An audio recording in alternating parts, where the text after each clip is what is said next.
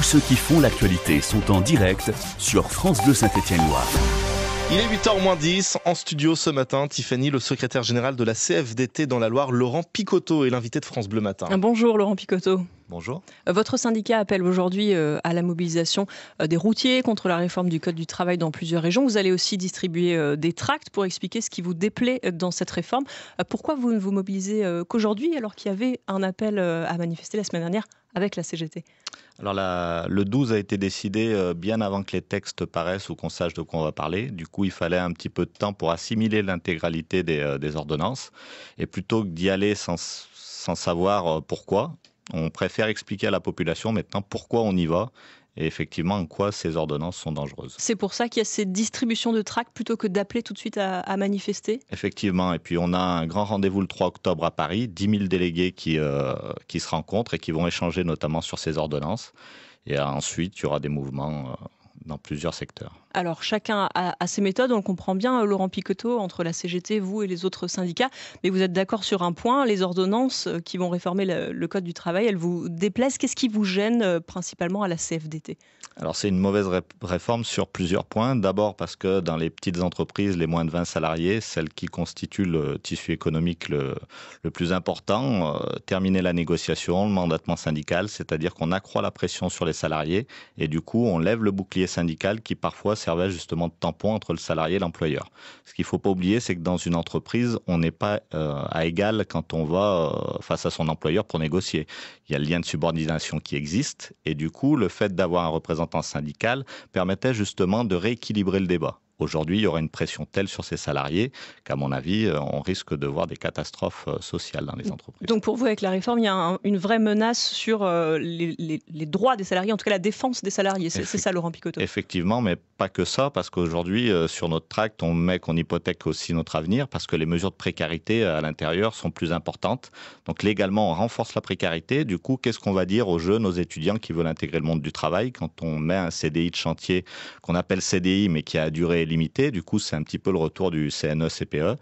Du coup, moi, j'interpelle les étudiants pour qu'ils puissent aussi dans les universités discuter des ordonnances et regarder si eux aussi, par rapport à leur avenir, il n'y a pas des choses à faire. Alors vous, donc vous voulez faire de la pédagogie, si je vous suis bien, auprès des salariés aujourd'hui.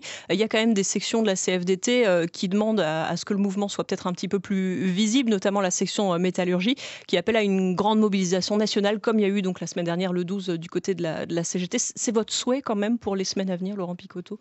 Alors aujourd'hui, il faut expliquer la position de la CFDT parce que certes, sur la première loi travail, la loi El Khomri, la CFDT n'a pas appelé à manifester. Aujourd'hui, effectivement, on appelle à manifester. Il peut y avoir une incompréhension, mais il faut savoir que le texte est beaucoup plus dur et que des mesures sur lesquelles on avait fait reculer le gouvernement lors de la loi El Khomri reviennent en force aujourd'hui avec les ordonnances Macron.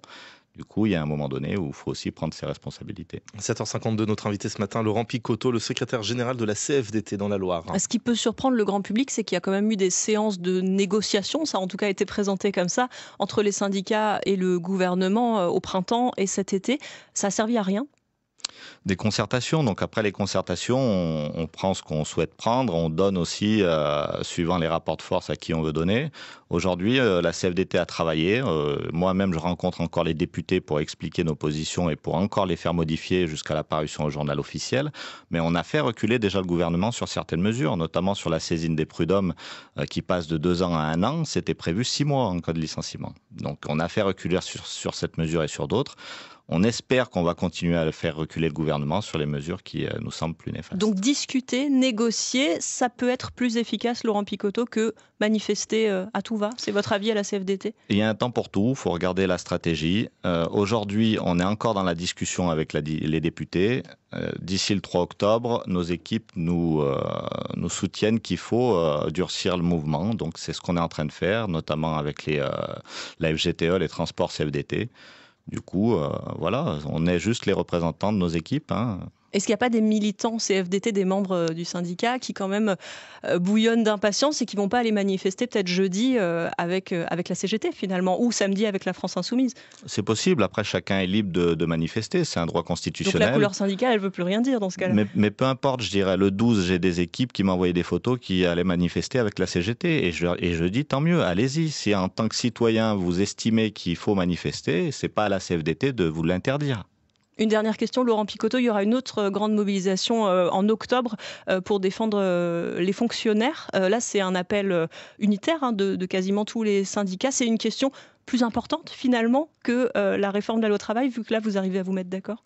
Donc effectivement, la fonction publique, c'est un peu plus compliqué peut-être, et c'est peut-être pour ça qu'au niveau syndical, on arrive à discuter de façon plus forte.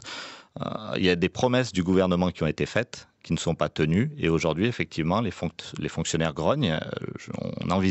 Macron envisage de supprimer 120 000 postes de fonctionnaires, c'est énorme, en maintenant les mêmes missions. Donc comment on va faire? C'est-à-dire comme dans le privé, on va compresser le personnel et on va le presser jusqu'à qu'il puisse plus travailler. Merci Laurent Picoteau. En attendant donc cette mobilisation pour la défense des fonctionnaires 10 octobre, vous organisez aujourd'hui ces actions avec les routiers, mais surtout de tractage dans la Loire et la Haute-Loire. Ce sera cet après-midi de 16h30 à 18h30. Merci, bonne journée. Merci. France Bleu Saint-Étienne-Loire.